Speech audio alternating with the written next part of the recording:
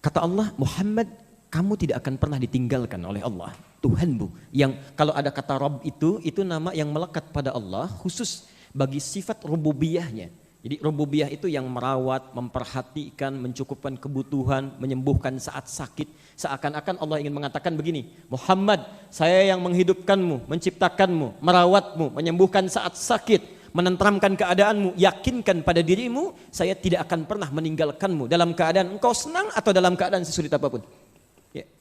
6 bulan yang telah terlalu ini adalah latihan. Walal akhiratu, sepanjang engkau berpegang teguh pada kepentingan akhir. Ya. Awas, lihat poinnya betul ya. Walal akhirah pakai la bukan li. La itu huruf taukid, huruf yang menguatkan, pesan yang kuat.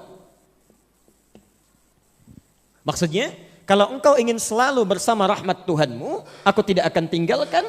Maka pastikan, kuatkan pada dirimu, jadikan seluruh aktivitas hidupmu itu akhirah. Akhirah. Tujukan karena kepentingan akhirat. Ya, tujukan. Ya. Kamu sebentar di dunia, besok lusa akan pulang. Di akhirat tidak akan pernah terpisahkan lagi. Ya. Akhirat sifatnya abadi. Karena itu kalau tidak akan pernah ditinggalkan oleh yang menguasai langit dan bumi, maka kata Allah, jadikan semua aktivitasmu itu orientasinya akhirat. Akhirat. Dan itu lebih baik daripada engkau memprioritaskan ula dunia. Pelan-pelan. Pelan-pelan.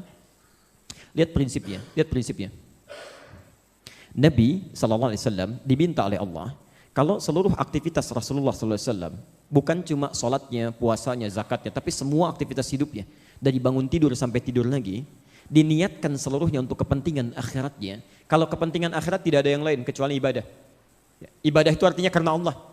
Makannya karena Allah, minumnya karena Allah, bekerjanya karena Allah, aktivitasnya karena Allah. Maka jaminan yang diberikan oleh Al-Quran, ini jaminan Quran langsung. Allah bersumpah pada orang-orang seperti ini, Allah tidak akan tinggalkan dirinya. Baik dia dalam keadaan senang ataupun dalam keadaan sulit apapun. Ini maksudnya. Kadang-kadang orang kalau terlampau senang itu bisa lupa dengan Allah. Ya. Demikian orang yang terlalu pesimis dengan ujian, ya diuji dengan berat, kurang sabar juga bisa lupa dengan Allah. Ya. Ada orang-orang yang saat senang bahkan sulitnya tidak pernah ditinggalkan oleh Allah. Ya. Ada orang mengajak pelaku maksiat saat sedang senang, oh kamu sedang promosi jabatan, traktiran yuk, kumpul. Tiba-tiba minuman tidak jelas, diarahkan pada yang lain. Daripada kumpul-kumpul seperti ini, lebih baik kita makan satenya sambil ta'lim yuk. Ajak kumpul.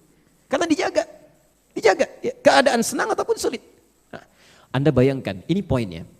Bila seorang nabi saja, rasul yang mendapat wahyu, berita dari Allah, mendapat jaminan surga tertinggi, masih diminta oleh Allah untuk memprioritaskan akhiratnya, maka bagaimana dengan kita yang bukan nabi, bukan rasul, dan yang belum jelas surganya?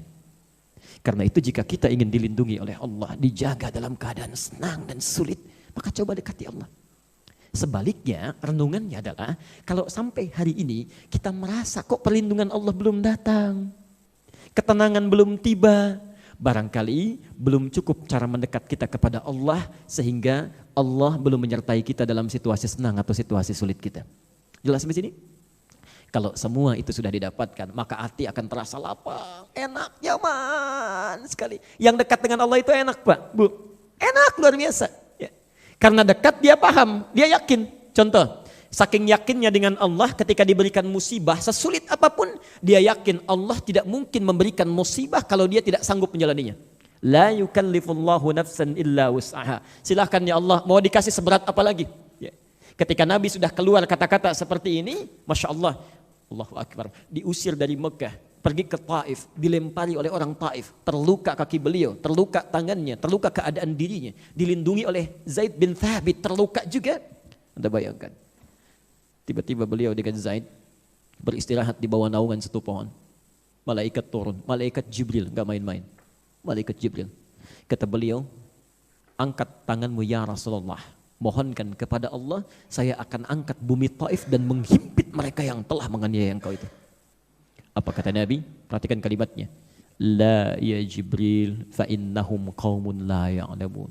Tolong jangan lakukan wahai Jibril karena mereka belum tahu saja. Kebanyakan ahli sirah hanya berhenti sampai di sini menyampaikannya, tapi kalimatnya belum selesai. Ketika sudah sampai pada puncaknya, perhatikan saking lapangnya jiwa beliau, tahu kalau Allah mau dilempari pun oleh siapapun, kalau Allah sudah berkehendak, tidak ada kecuali itu ada kebaikan di dalamnya. Tidak ada apapun kecuali ada kebaikan. Lihat kalimatnya. Ilahi, ilahi, ya Allah, kata Nabi. Perhatikan, ya Allah, ila man takilluni. Saya ridha kepada siapa lagi engkau akan titipkan saya.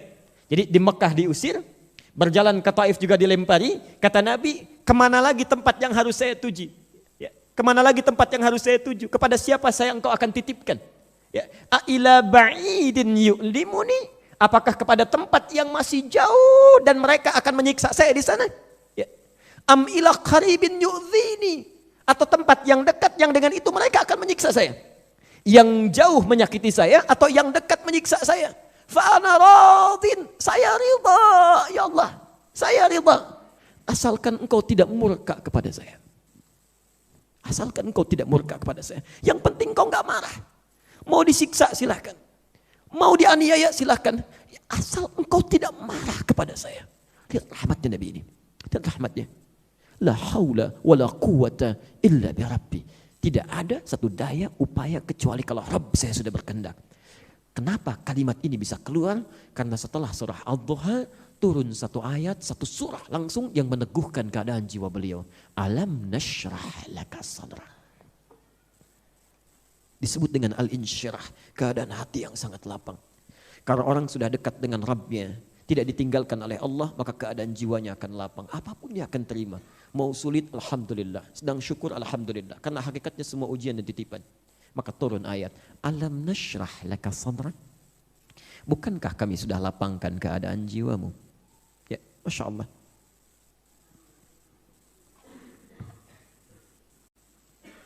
Wa wada'na anka wizrak. Dan dengan kelapangan jiwa ini, semua beban seberat apapun akan kami angkat. Alladzi anqadha dhahrak, yang memberatkan pundakmu. Anda pernah ngangkat barbel? Ya, kalau disimpan di sini berat kan ya? Nah, itu yang disebut dengan anqadha dhahrak. Jadi ada beban di sini, di belakang punggung, berat. Itu bahasa kiasan indah sekali. Bahasa Qur'annya, seberat apapun yang dibawa, beban kehidupan, kalau hati kita sudah lapang dengan Allah, maka Allah yang angkat itu semua. Lapang keterimanya. Enak. Seperti tadi. Seperti tadi. Dan kalau sudah seperti itu, wa rafa'na laka dzikrak, maka engkau akan diangkat dimanapun. Kalau Allah sudah mengangkat, maka penduduk langit dan bumi akan mengangkatnya. Akan mengangkatnya. Masya Allah. Baik, pelan-pelan. Yang maksud yang ingin saya sampaikan, selain Anda pelajari surah Ad-Duha dengan Al-Insyirah ini, karena itu urutan Al-Insyirah langsung terletak setelah Ad-Duha. Pesan saya, kalau Anda membacanya dalam sholat, maka jangan pisahkan keduanya. Ya, nggak pakai, nggak usah.